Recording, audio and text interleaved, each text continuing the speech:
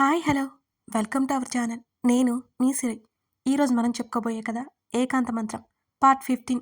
కథలోకి వెళ్ళే ముందు వీడియోని లైక్ చేసి అలాగే హైప్ చేయడం మర్చిపోకండి. ఇంకొక ముఖ్యమైన విషయం అండి, కొంతమంది మన వీడియోస్ స్టోరీస్ అన్నీ చూస్తున్నారండి. అయితే సబ్స్క్రైబర్స్ 50% చూస్తే నాన్ సబ్స్క్రైబర్స్ మరో 50% చూస్తున్నారండి. మీరు సబ్స్క్రైబ్ చేసుకొని చూస్తే నాకు కూడా ఎంకరేజ్మెంట్గా ఉంటుంది కదా. ఎందుకంటే మనం స్టోరీని రీస్టార్ట్ చేసాం. మన వీడియోస్ మళ్ళీ ఇప్పుడే కదా ఇస్తున్నాం. మన వీడియోస్ మిగతా వాళ్ళకి కూడా, మిగతా వ్యూవర్స్‌కి కూడా చేరాలంటే మీరు సబ్స్క్రైబ్ చేసుకోవాలి గదా. సబ్స్క్రైబ్ చేసుకొని నోటిఫికేషన్ బటన్ నొక్కి పెట్టుకుంటే నేను ఎప్పుడు వీడియో ఇస్తే అప్పుడు మీకు నోటిఫికేషన్ వస్తుంది కదా. మర్చిపోకుండా చేయడానికి ప్రయత్నం చేయండి. అవి నాకు చాలా ఎంకరేజింగ్‌గా అనిపిస్తాయి. Thank you. ఇక కథలోకి వెళ్ళిపోదాం. నీకు బాగా పిచ్చి ముదిరిపోయిందే. ఈసారి అర్జున్ వచ్చినప్పుడు నువ్వు నీ ప్రేమ విషయం చెప్పలేదనుకో నేనే చెప్తా. జాగ్రత్త అని మైత్రి బెదిరించింది. అప్పుడు సంగతి అప్పుడులే. తన కోసం ఇలా నిరీక్షించడం బావుంది మైతు. మా ఇద్దరి పెళ్ళైన తర్వాత నేను మొత్తం అర్జున్‌తో చెప్తా అన్నది సాహితి. హుష్! నీతో ఇంకాసేపు ఉంటే నీ పిచ్చి నాకంటిస్తావు. నేను పడుకుంటాను. నువ్వెళ్ళు అని అంది మైత్రి నిట్టూరుస్తూ. మూతి తిప్పి అక్కడి నుంచి వెళ్ళిపోయింది సాహితి. వెళ్తున్న సాహితిని చూస్తూ నవ్వుకుంది మైత్రి. మనోహర్ మెసేజ్ చేయడంతో నిద్రపోవాలి అనే విషయం మర్చిపోయి అతనితో మాటల్లో పడింది మైత్రి. బెడ్ మీద బోర్లా పడుకుని కాళ్ళు పైకెత్తి నెమ్మదిగా ఊపేస్తూ తన డైరీలో అంటించిన అర్జున్ ఫోటోని తదేకంగా చూస్తోంది Sahithi. I love you Arjun. ఈ మాట నీకు స్వయంగా ఎప్పుడు చెప్తానో ఏంటో అనుకోగానే ఆమె కంటి నుంచి కన్నీటి బుట్టి రాలి ఆ ఫోటో మీద పడింది. ఫోటోకి ఏమైనా అవుతుందేమోనని జాగ్రత్తగా తుడిచి అతని ఫోటోని చేతితో మెల్లిగా తడిమి ఆ బుక్ని ఎదకి హత్తుకుంది సాహితి.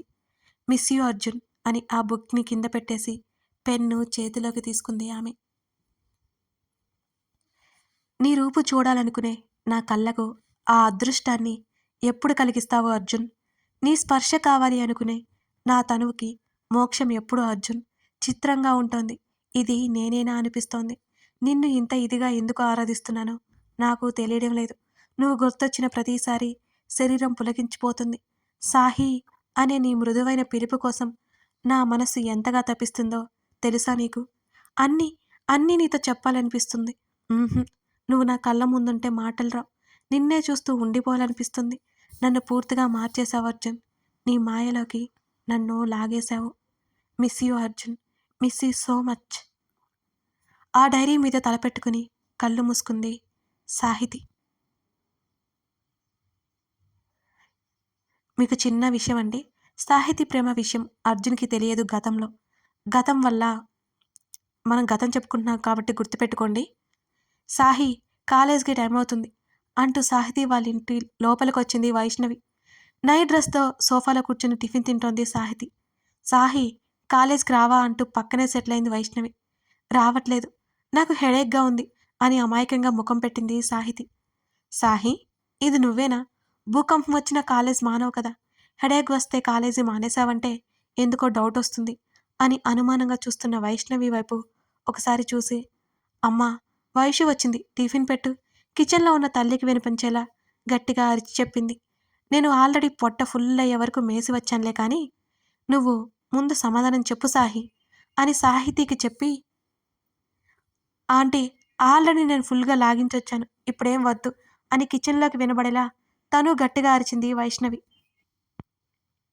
నువ్వు అనుమానపడాల్సిన అంత సీన్ లేదిక్కడ. నైట్ అంతా విపరీతమైన తలనొప్పి వల్ల నిద్ర లేదు. కాలేజ్‌కి వస్తే మళ్ళీ నిద్రపోతాను. అసలే నిద్ర లేకపోవడం వల్ల బుక్స్ వైపు చూస్తే ఇంకా హెడేక్ వచ్చేసిందని ఇవాళ రావట్లేదు. ఇప్పుడు కూడా పడుకుంటాను అంటే అమ్మ టిఫిన్ పెట్టింది. తిని పడుకోవాలి. ఒకవైపు తింటూనే చెప్పింది సాహితి.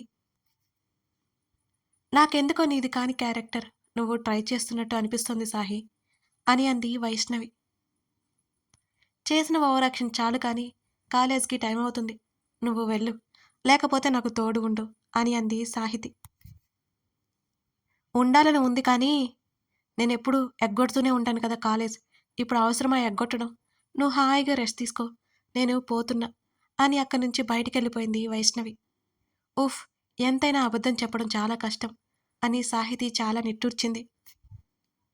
సాహి ఇంకొక పూరి వేయనా అని తల్లి అడుగుతుంటే అప్పటికే 3 తినేసి ఇక తన వల్ల కాక తల్లి ఎక్కడ వచ్చి ఇంకొకటి వేసి బలవంతంగా తినిపిస్తుందో అని తనే గబగబా కిచెన్‌లోకి వెళ్ళింది.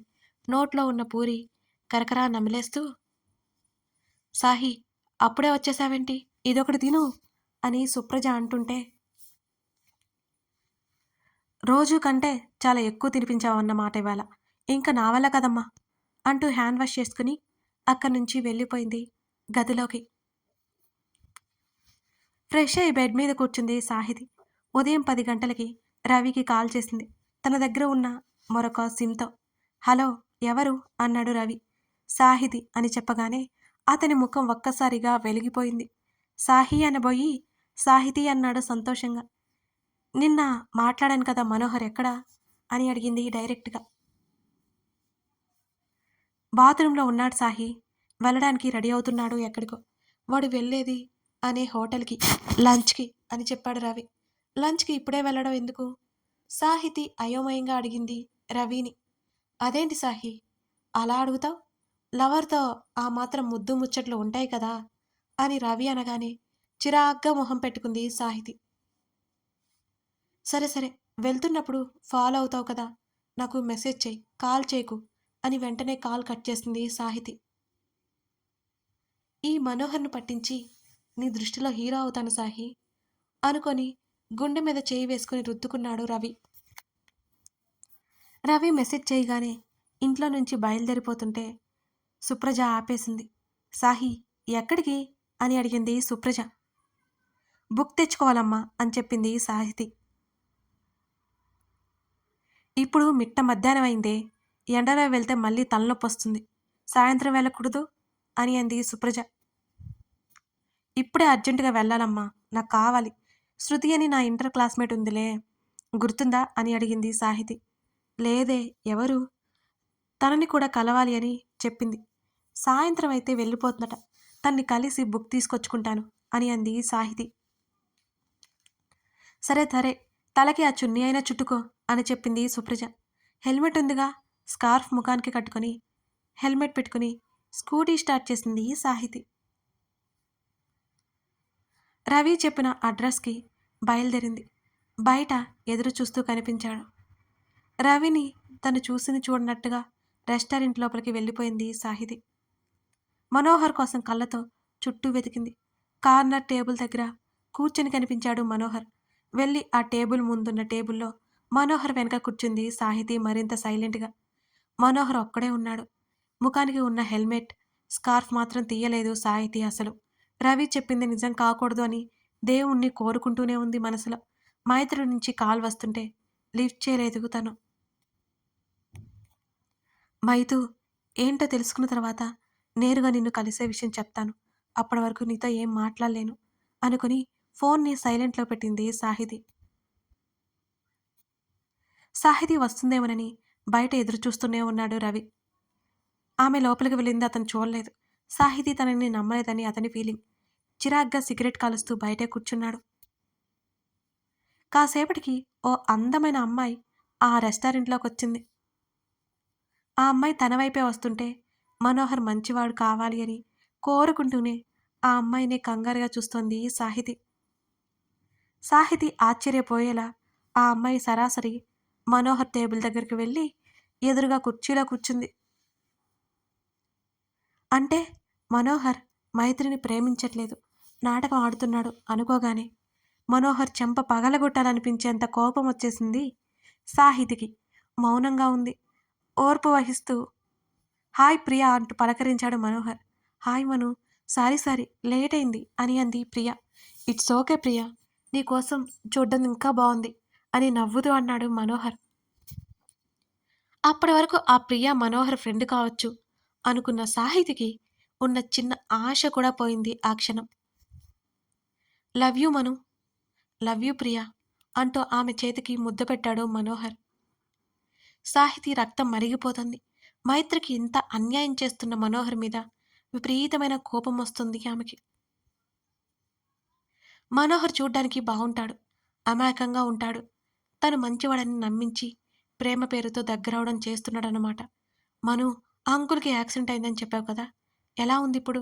అని అడిగింది ప్రియ. అక్కడ సాహితీ కళ్ళు బహుదాశ్చర్యంతో పెద్దవైపోయాయి ఒక్కసారిగా. అదే అబద్ధం మైత్రికి కూడా చెప్పాడు కదా! ఎవరికీ తెలియకుండా డబ్బు సాయం కూడా చేసింది మైత్రి. ఇప్పుడు ప్రియాకి చెబుతుంటే మనోహర్‌ని చంపేయాలి అనేంత కోపం వచ్చింది. ఆ కోపాన్ని బలవంతంగా అదుపు చేసుకుంటోంది సాహితి. ఇంకా పూర్తిగా సెట్ అవ్వలేదు ప్రియా అని దిగులుగా చెప్పాడు మనోహర్. బాధపడకు మను, మెల్లిగా విషయం చెబుతూలే. ఇంతకీ డబ్బు సరిపోతుందా హాస్పిటల్‌కి? అని అడిగింది ఆ అమ్మాయి. లేదు ప్రియా, తెలిసిన వాళ్ళని అప్పుగా అడిగాను. ఒక వారం రోజుల తర్వాత డబ్బు సర్దుతామని చెప్పారు. అప్పటికి డబ్బు కావాలి అని వేరే రకంగా ప్రయత్నం చేస్తూనే ఉన్నాను అని ముసలి కన్నీళ్లు కార్చాడు మనోహర్. బాధపడకు మను, రేపటికల్లా నేను డబ్బు సర్దుతాను అని మనోహర్ చేతిని పట్టుకుంది ప్రియ. ప్లీజ్ ప్రియా, ఏమీ అనుకోకు. నేను నీ దగ్గర డబ్బు తీసుకోలేను. నా వల్ల కాదు. అతనిలో యాక్టింగ్ స్కిల్స్ బయటకు తీశాడు మనోహర్. ఆశ్చర్యంతో నోట మాట రావట్లేదు సాహితికి. ఇవే, ఇవే అబద్ధాలన్నీ మైత్రితో చెప్పాడు కూడా.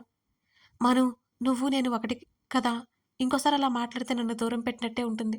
నేను రేపు డబ్బు ఇస్తాను. నువ్వు తీసుకోవాలి అంతే అని ఖచ్చితంగా చెప్పింది ప్రియ. ప్రియా, నీ మాట కాదనలేను. కానీ నా వల్ల కావట్లేదు. మను, ఇదే ఫైనల్ అని అంది ప్రియ గట్టిగా. కేవలం నీకోసం మాత్రమే తీసుకుంటాను ప్రియా అన్నాడు అమాయకంగా. ప్రియా నవ్వింది. ప్రియ బుగ్గ మీద ముద్దు పెట్టాడు ముందుకు వంగి. ఆ సౌండ్ వచ్చి ఇక అక్కడ ఉండలేక చెవులు మూసుకుని లేచి నిలబడింది సాహితి. గబగబా అక్కడి నుంచి ఆమె బయటికొచ్చేసింది. స్కార్ఫ్ ఊడిపోవడంతో సరిచేసుకుంటూ హెల్మెట్ సరిగ్గా పెట్టుకుంటున్న సాహితిని గ్లాస్ డోర్ గుండా చూసేశాడు మనోహర్. షాక్ అయ్యాడతను. అతనంతకుముందు చూసిన అమ్మాయి సాహితీనా? ఆ విషయం మైత్రికి తెలిస్తే? నో నో, అతను కంగారు పడ్డాడు. ఊహించుకోవడానికే అతనికి భయంగా ఉంది. సాహి స్కూటీ స్టార్ట్ చేసుకుని అక్కడి నుంచి వెళ్ళిపోయింది.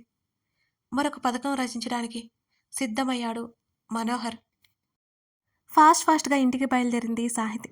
స్కూటీ బయట ఆపేసి పరుగు పరుగున అర్జున్ వాళ్ళ ఇంట్లోకి వెళ్ళింది. మైతూ, మైతూ అంటూ బయట నుంచే పిలుచుకుంటూ లోపలికెళ్ళిపోయింది సాహితి. సాహి, ఏమైందిరా? అంటూ అమృత ఎదురొచ్చింది. ఆంటీ, మైత్రి ఎక్కడా? అని నవ్వుతూ అడిగింది సాహితి. ఆమె లోపల ఉన్న కంగారుని కప్పిపుచ్చుకోవడానికి శతవిధాలుగా ప్రయత్నిస్తోంది. గదిలో ఉంది సాహి అని అనగానే పరుగున మైత్రి గదిలోకి వెళ్ళిపోయింది సాహితి. మైతూ అంటూ బెడ్ మీద కూర్చుని ఫోన్ చూసుకుంటూ కనిపించిన మైత్రిని చూసి పిలుస్తూ ఆ రూమ్ గడియ పట్టేసింది సాహితి. గబగబా వచ్చి మైత్రికి ఎదురుగా బెడ్ మీద కూర్చుంది ఆమె. ఏమైంది సాహి? ఎందుకంత టెన్షన్ పడుతున్నావు? అని అడిగింది మైత్రి.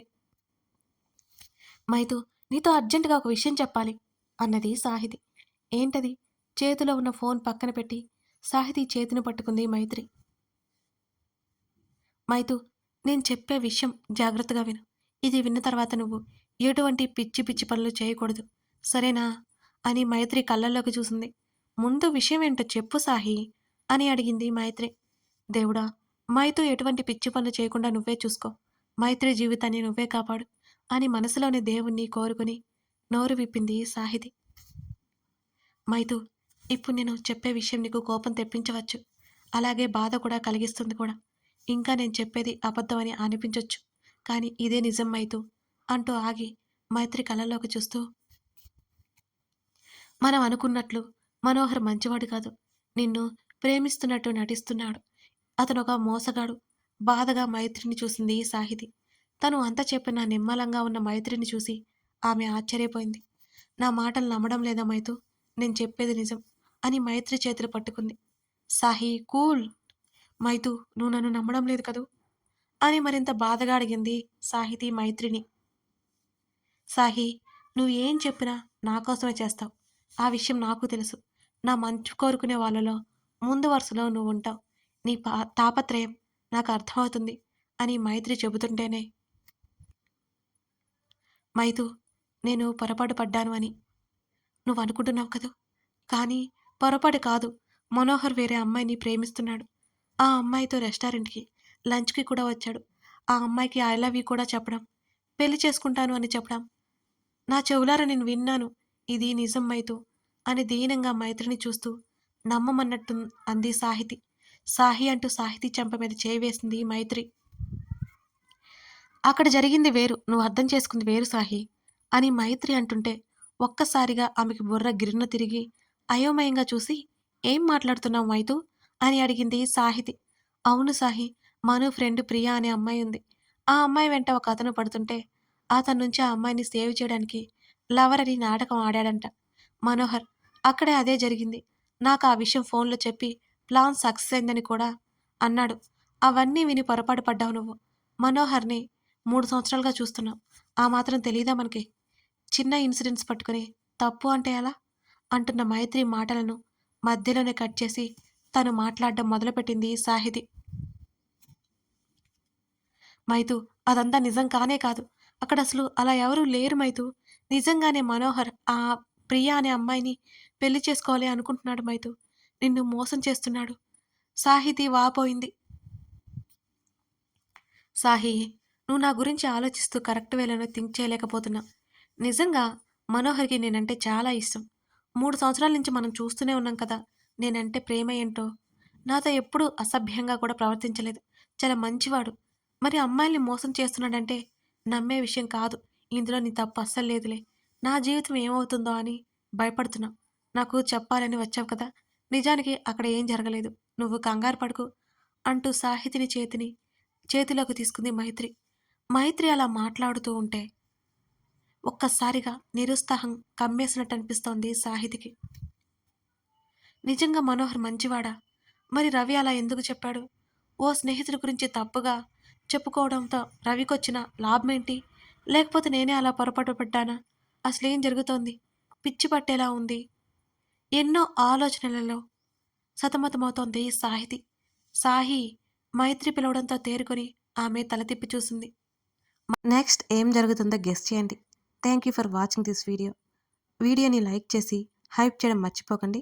మరో ఎపిసోడ్‌తో మనం మళ్ళీ కలుద్దాం.